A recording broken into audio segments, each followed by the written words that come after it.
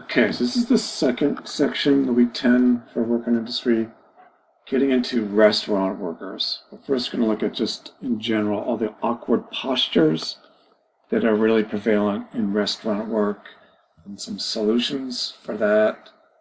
A lot of issues, a lot of different jobs with restaurant workers, the line cooks, the waiters especially, a lot of potential issues around forceful exertions, definitely repetitive motions, awkward postures, static postures. Look at this one.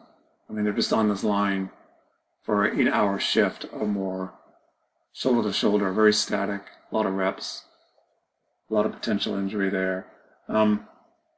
Contact stress with tools. Tools are a big issue with restaurant work as well. Kind of focusing on the awkward postures. These are kind of OSHA material. Not so good, much better. The stooping, obviously. Ideas, adjustable countertops, cutting surfaces, staying within that power zone. Using dish racks, refrigerators, which are easy to reach in power range. Limit how much you reach, especially in the refrigerator, kind of general rule of thumb, 18 inches. Dumb waiters to transfer food between floors versus carrying it on your poor wrist and that awful wrist flexion posture.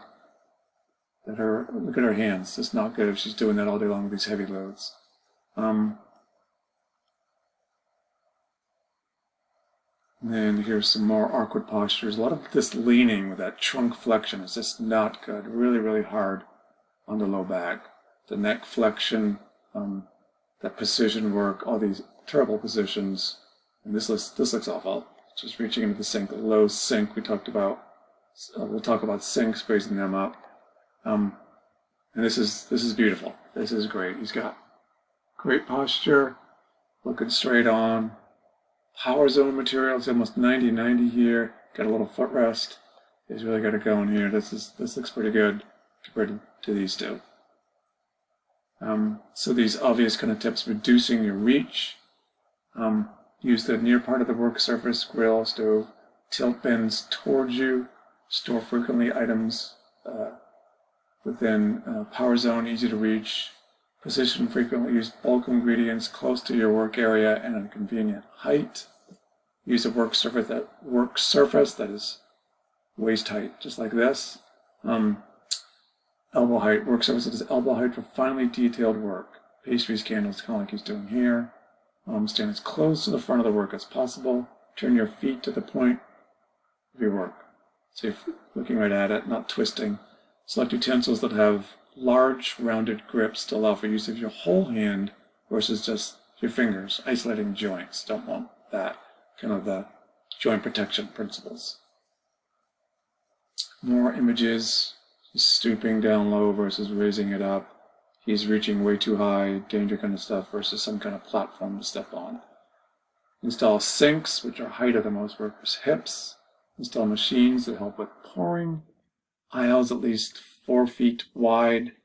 Install shelves for food pickup that are in power range. Thick rubber mats, those ergo mats are great for the knees. Think about these guys, definitely need the ergo mats. Save their lower body, backs, knees, legs, as much as possible. Ensure equipment utensils accessible to shortest workers.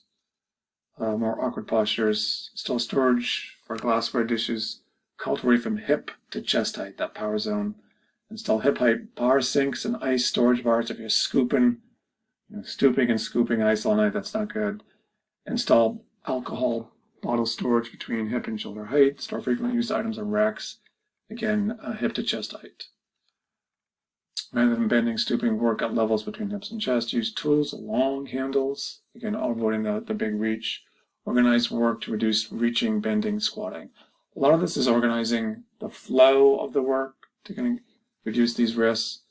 Elevated platforms for high work. Remove obstacles that interfere with work flow. Thinking about the workflow, think about the line cook, how they do things.